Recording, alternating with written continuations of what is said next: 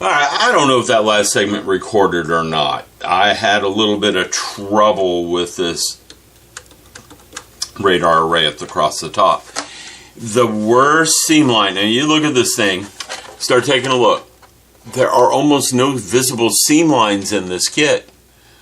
Again, my understanding is it is one of Revell's best build and play kits. That right there isn't too good, but everything went together fairly well. And if I find the button for the engines and push the button,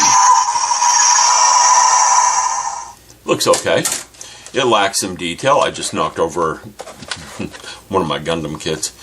The worst seams, and there are 2 of them so far, 3, right here at the back of the engine, okay, right here across the top of the bridge.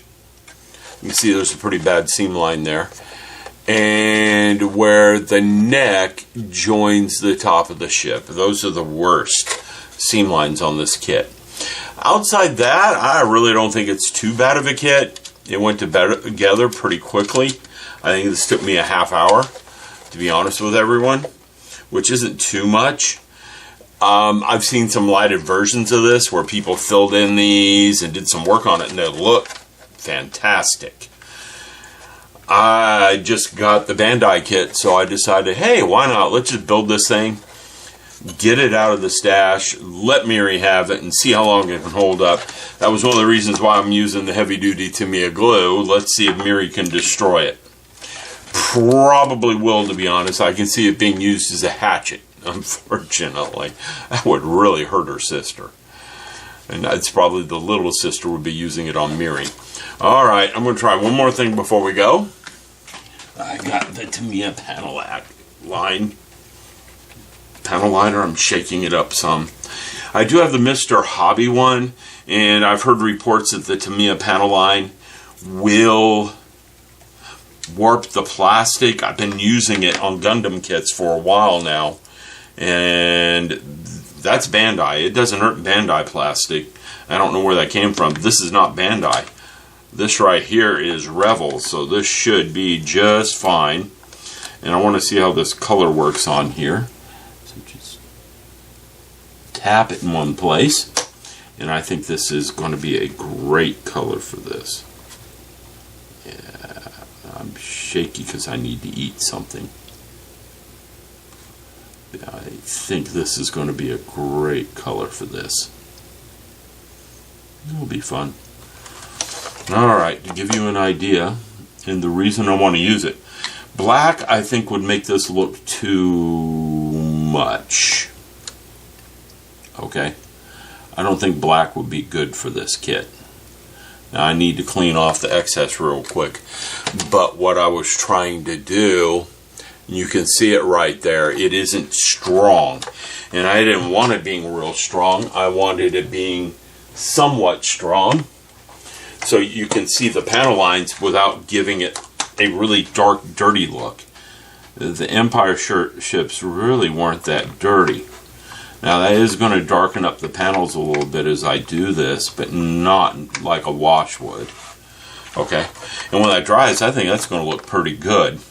Let me try it in another spot or two.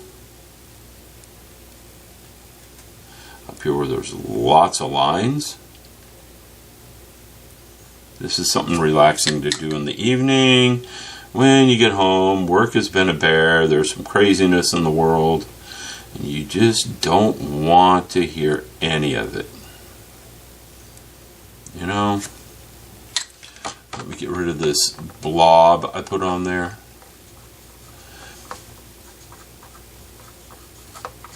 But that's enough for everyone to see what that does for you. It darkens it up just enough that it looks good. And again, I'm not trying to use a really dark panel liner. I'm using the Tamiya gray one. And yeah, it'll take a while because there's a lot of these things. Unlike some model kits. An awful lot of these lines. One thing I've learned about doing these panel lines is that you want to touch junctions. You don't want to just start running it down the sides of the panels, because when you start running it down the sides of the panels, you end up with those blobs really badly on the top. Capillary action will suck it throughout the panels like it's doing here. Let me zoom in some, because it'll be easier for everyone to follow what I'm doing if I zoom it. Okay? And capillary action will suck it down in there, and that's perfectly fine. This is actually kind of relaxing and fun, because it just is. You can see where I've done it and where I haven't real quickly. Oh, that was too much there. But when you hit it with too much, it really fills the lines in well. And then I'm going to clean this up. And I wonder what it'll do on the side here if I hit it in the right spots. Treat it more like a wash on the sides. Alright, let me clean that up. We'll come back and look at this tomorrow and see what this looks like tomorrow. But the front area is already dried up some. You can see why I'd rather do this than what some people do with washes. It's coming out really nicely, and when I hit the sides of the ship, now I might switch colors on this side and do a darker one. I have a darker grayish color, and I might just leave this kind of thick on the sides.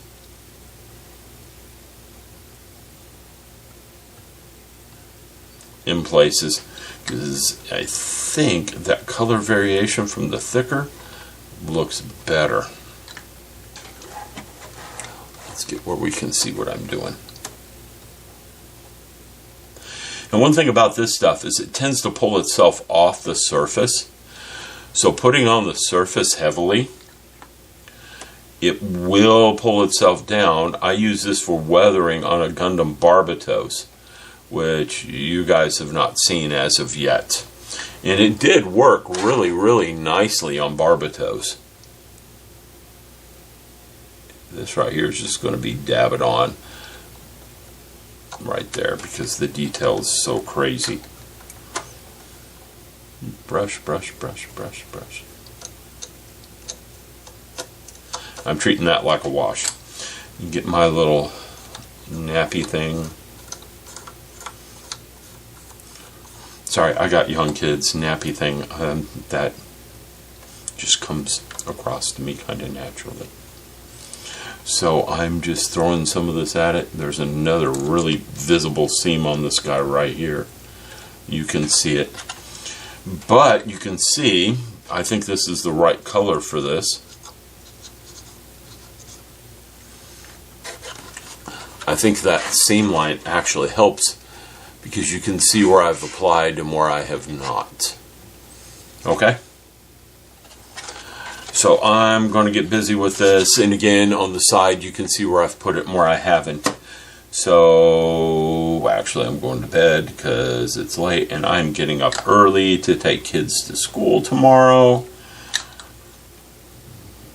The only time I really get to come up here and play around is late at night. Miri wants to be in here with me playing along. Emmy's too young yet. She comes in here and she wants to paint, but she gets the paint on her, she gets the paint on the floor, she gets the paint on her sisters. She's still just a little too young. Miri's a good age for this. Miri sits there peacefully painting. And I'm putting it on so heavy it's filling in the panel lines along here, which is fine.